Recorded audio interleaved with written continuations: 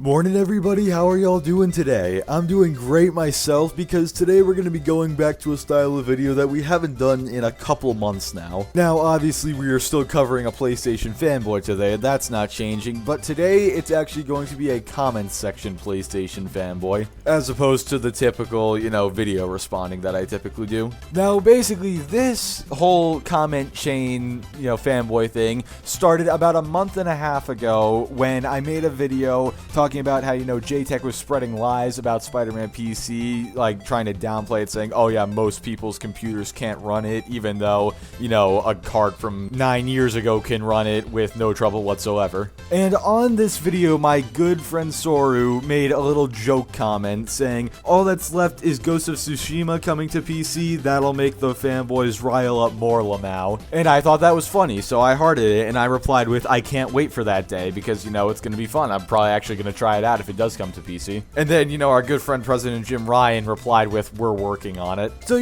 just a funny little interaction in the comments section. Nothing more than that, right? Well, you'd think so, but of course, whenever you make these console fanboy videos, a console fanboy who isn't too happy about it and who just hates the idea of other people being able to play video games has to come out of the woodwork and, start causing a ruckus. I guess a ruckus is the wrong word, but basically they have to come out and start being negative about a positive thing. Because this guy by the name of Deadpool Cool Kid G12, he decided to, take this whole idea that exclusives are coming to other platforms as a negative thing and said, I can, as in, I can wait, because he was responding to me saying, I can't wait for that day. And then he followed that up by saying, and by the time y'all get Ghost of Tsushima, we'll have part 2, just like how y'all got God of War, we have Ragnarok, just like how y'all got Horizon Zero Dawn, we got Horizon Forbidden West, even Lucas said so, laughing face emoji times 5. So, right off the bat, you can see here, he's using the amazing Lucas as, his works cited for this little argument he's trying to make. Now, I don't know about you guys, but if someone is using the amazing Lucas when it comes to the console war thing as their works cited or their source or whatever,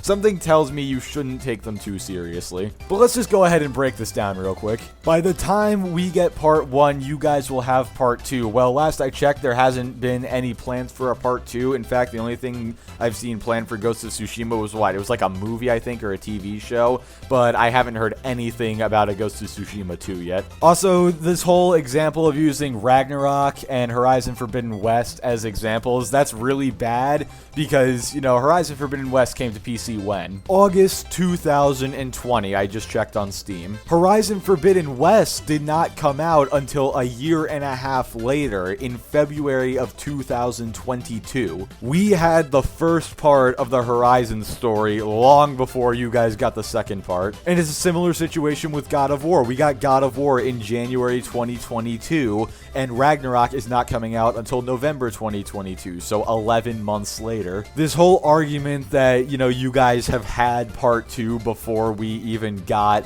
the first part, or by the time we got the first part, that's just not true at all. We've been getting these games long before you guys have gotten your sequels to them. And honestly, the laughing face emojis make me think that you think that this is a good thing, but why is it a good thing that we had to wait a while to get these games while you guys got to play them instantly? Why is that a good thing? Genuine question if you're watching this video. So then a bit more of my community gets in here. First we have AdKnife, who comes in with, and don't worry, we can wait and have a better experience than on console, but if you're impatient, that's your choice, bro. Haha, sorry, pay your $70 is better for Sony, nerd emoji, laughing emoji. Personally, I'm okay to wait 4 years because I have so many games to play, smiley face. What do you have on PS5? Just a PS4 game, haha, so better experience. When you have a PS4 game on PS5, it's weird because you have a PS5, but you don't have a PS5 game, just a cross-gen game. And then this Deadpool guy just gets so confused, he just responds with a question mark. And then the same guy replies to him with, you mad, bro? Which, yes, he is. And then somebody else replies with, I don't mind waiting, at least I get to play your games in a way better quality on PC than your precious PS5 that can't even run in full 4K. Then Deadpool comes back in saying, wouldn't say way better, which, I mean, I completely disagree personally, because, having the option to pick different graphic settings and get basically whatever frame rate you want. Constant customization without having to pay 10 extra bucks to get a higher frame rate and higher texture quality. You know, that sounds like a way better experience to me on PC than doing it on console. But anyway, we continue on here. So the Deadpool guy continues his damage controlling, saying, way better than the PS4, yeah, but not the PS5. Most people playing on PC are running 60 to 144 FPS on average. The PS5 can do 60 to 120, so once again, not much big of a difference. And the graphical power isn't either. Hell, The Last of Us...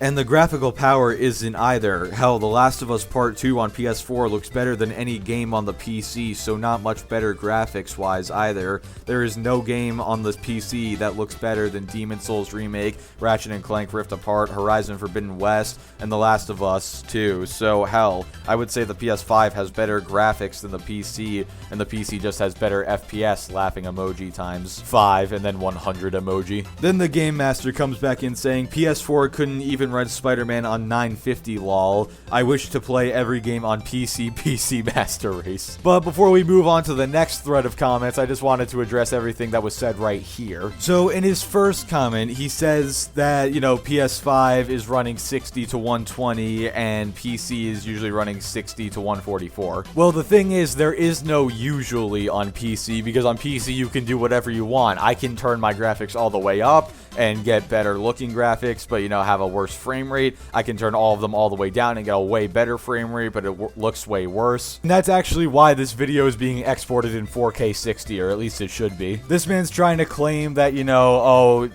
games on PS4 look better than anything on PC. Well, that's why I decided to put this Modern Warfare gameplay in the background, running max settings, ray tracing on at native 4K, and at a locked 60 FPS. And this is on the most technically demanding mission in the game, especially that first part with the forest. My god, that eats your frame rate. And like the Game Master established earlier, the PS5 doesn't even run many games at native 4K. It's either 1080, 1440, or an upscaled 4K. Maybe native 4K, but I don't know of any games that are actually native 4K on the PS5. And if they are native 4K, they're sure as hell not running at 60 FPS. I do have more points I want to make, but I actually responded to him with my own comment that kind of covers a bunch of them, so we're gonna get into that right now. So continuing on here, I responded with, if a game is only on PlayStation, of course it can't look better on PC. However, PlayStation games that are also on PC look better on PC. Also, not every game has to be the best looking game ever made.